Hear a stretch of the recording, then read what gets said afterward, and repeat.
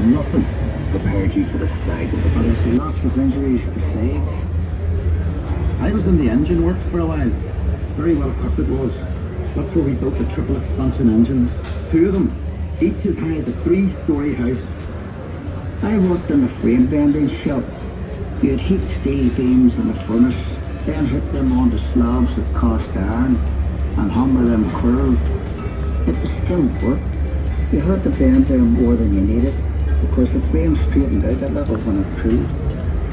The shell plates that made up the hull weighed up to 4.5 tons. They were taller than my dad. The plates were overlapped on the edges. Some were raised, one after another. We called it clincher. One of the foremen taught me years ago. That's how you built steel ships. I worked as a heater boy. You had to heat the rivets on a wee plate. You pump the bellows till the rivet was white hot. Then you get a hold of it with your tongs and throw it up to the catcher. And he put it in the hole in the plate with the holder up.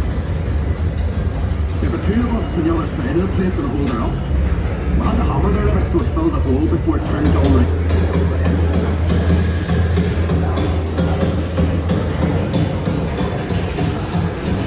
We were paid 31 bob a week. The heater boy and catcher did 16 bob, but we all worked the same 54 hours. The upper deck was steel too, and part of the strength of the ship. There's no straight lines in a ship, and when you look down the weather deck, you can see the shear of the hull to stop her flexion at sea. The stern frame had to be strong enough to take the rudder turning in heavy seas. You'd have all these timbers and guy wires to steady.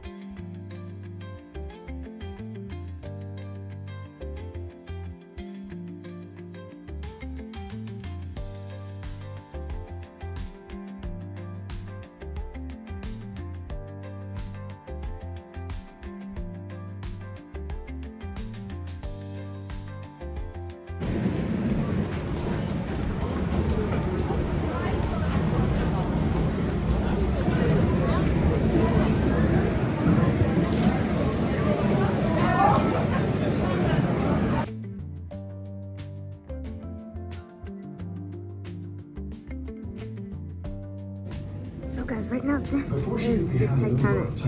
Well, this is how it looked like, but this is just a replica. And there's lots to see. Under the watchful eye of Board of Trade Inspector Francis Carruthers. The red hull, At 18 that evening, yellow in funnels, Belfast, quite iconic really.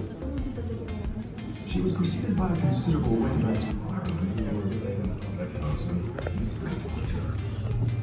At noon, April 10th, dying on time, fully expected to be in New York within 2 days, the Titanic sounded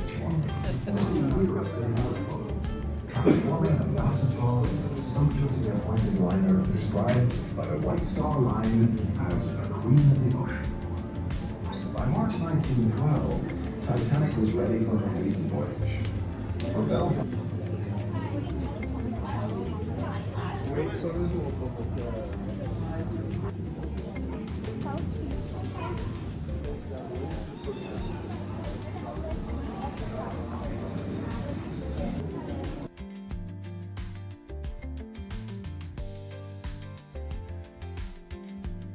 See that she was going down.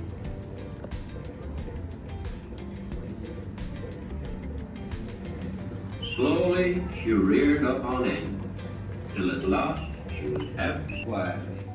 But quicker and quicker, she seemed just to slide away under the surface and disappear. As she vanished, everyone round me on the upturned boat, as though they could hardly believe, just said, "She's gone."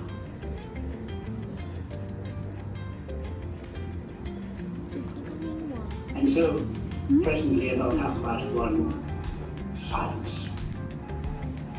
She was about 750 miles east of Cape Race at that time, and a chap named Godwin, my third operator, rushed in. Said, "My God, gracious, the Titanic has struck a berg." Now, the SOS had just recently come into practice, but prior to that, The CQD was that was a Marconi manufactured one. It never had official recognition. I think that's where he exercised very excellent judgment. So he'd call CQD and then follow immediately with SOS. And then he kept that up every few minutes. I was admiring him for the judgment he was using rather than fearful of his death.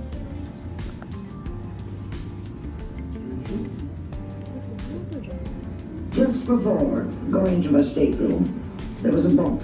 As I turned the handle of my room, there was another bump. As I got into my room, there was a third bump. Some little pushes, nothing very violent. And I slipped on a coat over my white satin evening dress. My stateroom had a door leading to the promenade deck. And as I got out on the promenade deck, I saw a large grey, what it looked to me like a building, floating by. But that building kept bumping along the rail, and as it bumped, it sliced off bits of ice. Ice fell all over the deck. We just picked up the ice and started to play snowballs. We thought it was fun. We asked the officers if there was any danger. They said, no, nothing at all, nothing at all. Nothing at all, just a mere nothing. We just hit an iceberg.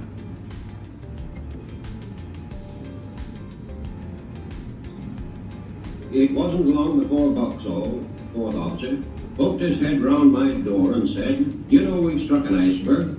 "I know you've struck something," I told him, not thinking it anything serious and feeling none too pleased.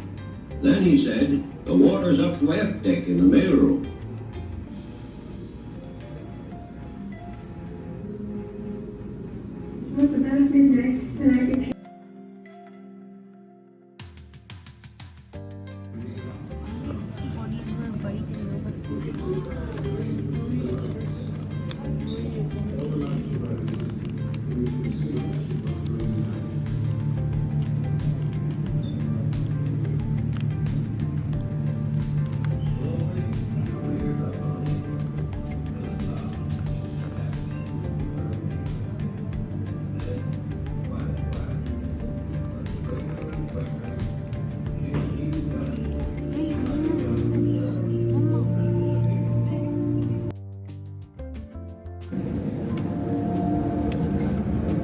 Robert Ballard ने एक rank ढूंढा था